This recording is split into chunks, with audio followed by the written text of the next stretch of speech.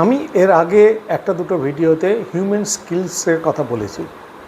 Human স্কিলের কতটা importance, ফিউচারে হিউম্যান স্কিলকে ইকুয়াল ওয়েটেজ দেওয়া হবে ইত্যাদি ইত্যাদি।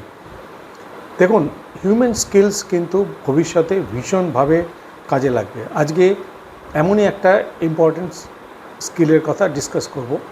এটা শুধু ইম্পর্টেন্টই নয়, এটা কিন্তু ম্যান্ডেটরি রিকোয়ারমেন্ট, এবং আমরা এই স্কিলটা মোটামুটি সবাই জানি, সবাই বিভিন্নভাবে প্রয়োগ করি, কিন্তু অনেক সময় বাচ্চাদের শেখাতে ভুলে যাই। আমি একটা এক্সাম্পল দিয়ে শুরু করি। আপনি হয়তো ফেসবুকে বা ইনস্টাগ্রামে কোনো একজন ইনফ্লুয়েন্সারকে দেখলেন, সেলিব্রিটি ইনফ্লুয়েন্সার, সে বলছে কোনো একটা হেলথ ড্রিঙ্ক খেলে স্টুডেন্টদের মেমোরি পাওয়ার নাকি 5 গুণ বেড়ে যায়। আপনি সেটা বিশ্বাস করে অর্ডার করে দিলেন। আরেকজন কি করলো, এই ইনফরমেশনসটা ফেক কিনা বা সত্যি এর মেডিকেলি কোনো এর মানে উপকারিতা আছে কিনা সেগুলো ভালো করে যাচাই করলো। এর ইনগ্রেডিয়েন্টসটা বা কেমিক্যাল কম্পোজিশনসগুলো যদি পাওয়া যায়, সেগুলো নিয়ে কোনো কেমিস্টের কাছে বা ডাক্তারের কাছে জিজ্ঞেস করলো যে এটা সত্যি প্রোডাক্টটা মানে উপকারী নাকি এটা জাস্ট একটা অ্যাডভার্টাইজমেন্ট স্টান্ট। তারপরে সে ডিসিশন নিল। এটাকে বলা হয় ক্রিটিক্যাল থিঙ্কিং। এটার বাংলা হলো সমালোচনামূলক চিন্তা শক্তি। আরেকটা এক্সাম্পল দিই। ধরুন আপনার ছেলে বা মেয়ে সামনের বছর স্কুলের বোর্ড এক্সাম দেবে।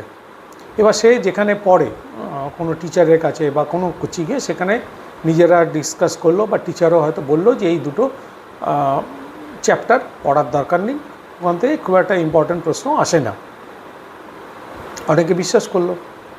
আবার অনেকে কি করলো, এইটা ইনফরমেশনসটা নিয়ে ওরা লাস্ট 2 বছর কি 3 বছর কি 5 বছরের কোশ্চেন পেপারগুলো ভালো করে যাচাই করলো।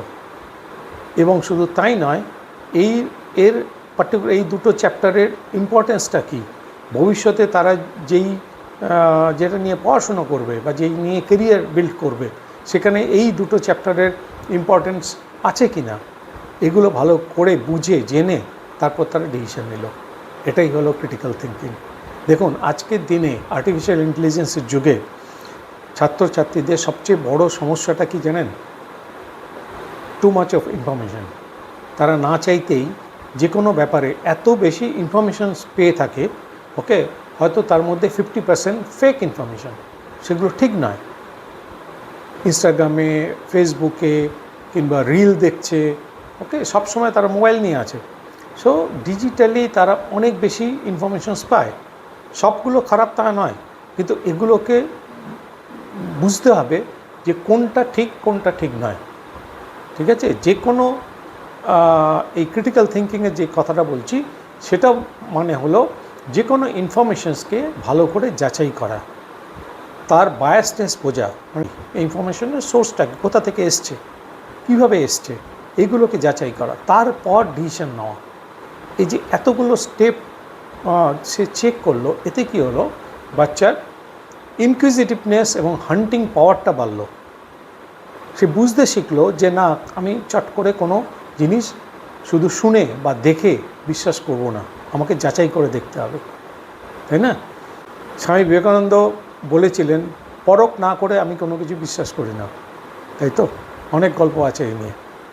তো ভবিষ্যতের স্টুডেন্টদের জন্য এটা ম্যান্ডেটরি রিকোয়ারমেন্ট, বিশেষ করে যারা জেনারেশন আলফা স্টুডেন্ট, মানে 2010 বা 2012 পরে যারা জন্মেছে, তাদের কাছে এত ইনফরমেশনস থাকবে তারা যাতে বায়াস না হয়ে যায়, সেই জন্য বাবা মা এবং শিক্ষকদের উচিত ছোটোবেলার থেকে এই ক্রিটিক্যাল থিঙ্কিংয়ের ওপরে জোর দেওয়া, ছোটোবেলার থেকে তাদের প্র্যাকটিস করানো।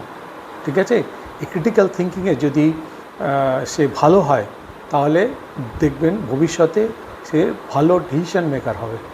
ভবিষ্যতে যে কোনো প্রবলেম তারা সলভ করতে পারবে, পড়াশোনায় ভালো হবে, এবং এআই বেসড ফিউচার ওয়ার্ল্ডে, যেটা আমরা দেখতে পাবো 2030 বা 2031-এর পরে, সেখানে সে নিজেকে তৈরি করে রাখতে পারবে। আজকের দিনে আপনারা ভালো করে দেখবেন, স্পেশালি যারা NEP 2020-র আন্ডারে পড়াশুনো করছে স্কুলে, ওকে, এখানে দেখবেন মুখস্থ বিদ্যা আস্তে আস্তে উঠে যাচ্ছে। এনকোয়ারি বেসড লার্নিংয়ের দিকে আমরা আমাদের এডুকেশন সিস্টেমটা যাচ্ছে। তো এই এনকোয়ারি বেসড লার্নিংয়ের জন্য ক্রিটিক্যাল থিঙ্কিংটা ভীষণ জরুরি স্কিল। তো এটা ছোটোবেলা থেকে প্র্যাকটিস করাতে হবে। আমাদের শুধু ভালো স্টুডেন্ট তৈরি করলেই হবে না, ভালো মানুষ তৈরি করতে হবে যে কিনা চিন্তা করতে জানে।